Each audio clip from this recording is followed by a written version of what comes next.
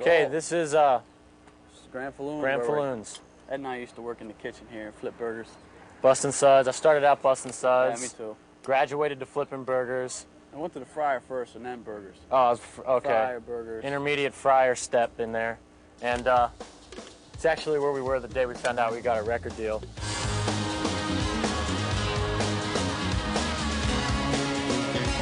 There was such a freshness about them. I think a lot of it has to do with the fact of growing up in a town like York that's, even though here it is like only, what, 150 miles from New York, but it's its own little enclave. I often think that the best rock bands are ones that have been shut off from some of the media. I mean, it's not like you don't read magazines and things like that, but that there's something organic that grows together with, and that's certainly true of live.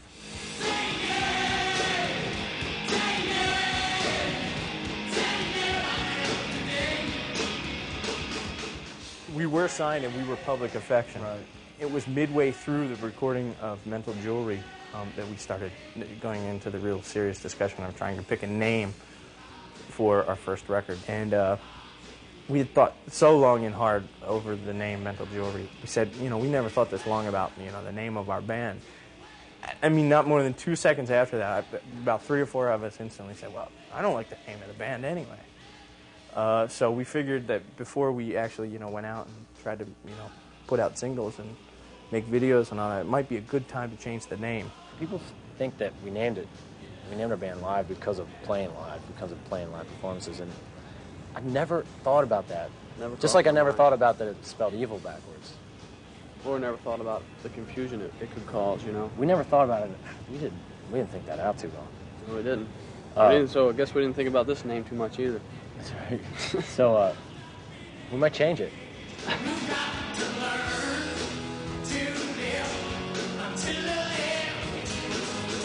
Mental jewelry is just a common vein along just through all the songs. Jewelry is something people become attached to, so mental jewelry would be anything in your brain that you become attached to, like beliefs and nationalism. Belief is completely wrong, and that if people would stop believing so much and take a look at the way that what it's doing to the world, they might question belief more. I find that it's just something that comforts people, that it's not the actual, that people do it as an escape, whether it's nationalistic or religious or whatever, that the answers to your problems are in yourself and not in a God or a religion. I don't even know who I was then, really. It's so different. I mean, I still feel those things, but in the way and the passion and the steadfastness to it and the discipline of that.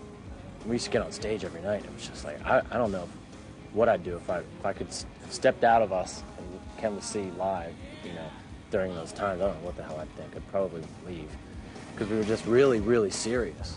Heard a lot of talk about this Buddha. I'm out of love and I'm out of stew. But what it found was 1,000 years ago. Nothing at all to me. It's funny, the one song that we definitely decided as a band that we definitely didn't want to have on Mental Jewelry was Operation Spirit. We hated that one. That one can't go on. That's old. We don't like it. Not having it. We're not having it. And Jerry and the record company, our managers, and everybody kept on calling and saying, I think that you guys should rethink this. No way. It's not going on. It's not having it. It's not going on.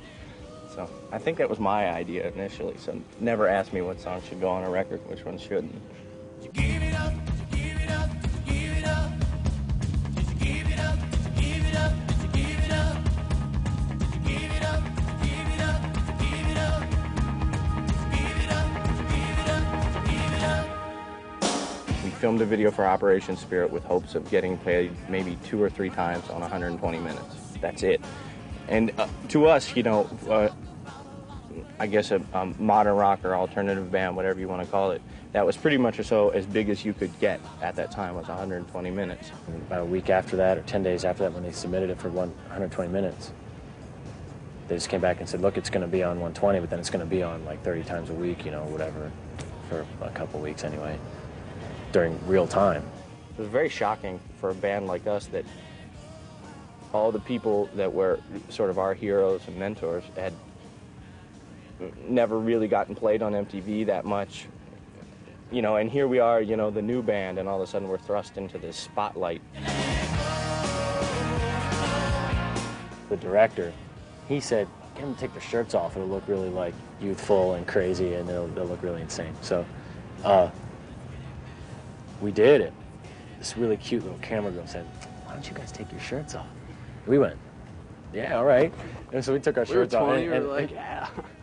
Take it off. I ain't got no hair on my chest yet. Next thing you know, that's like, you know, like we're playing live and people are like, they're like wearing shirts. What's going on? Take your shirt You off. know? Didn't recognize us. Yeah, Dude, that's right. check my nipple. That's right. Anytime we wanted to be famous, you know, we just walk out in public and take off our shirts, and instantly people go, hey, that's live.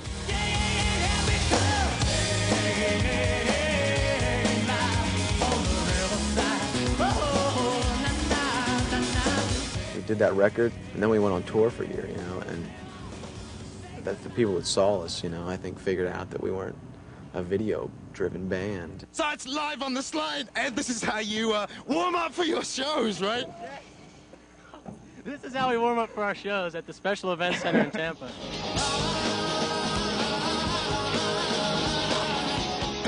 That was our first tour, and I was just kind of stoked, you know, to get to leave my house for like 6 weeks. And I didn't really think about the fact that, you know, John Lydon, Mick Jones, you know, were all on this tour. And I got there and I just saw how they were all road veterans. So, I mean, I think we as a band learned things from kind of watching those guys. It was definitely a positive thing for us. I think that we really grew up on that tour. Yeah. I thought that's where we went from being a really amateur, all-right live band to like a band that could put on a show and at times maybe even steal the show from the headliners. It was like in that tour that we had to grow up and learn how to do that, because there were all these people that had paid, you know, to come and see basically PIL on Big Audio Dynamite and didn't care about Blind Melon or live, and we kind of had to show up and go to work every day.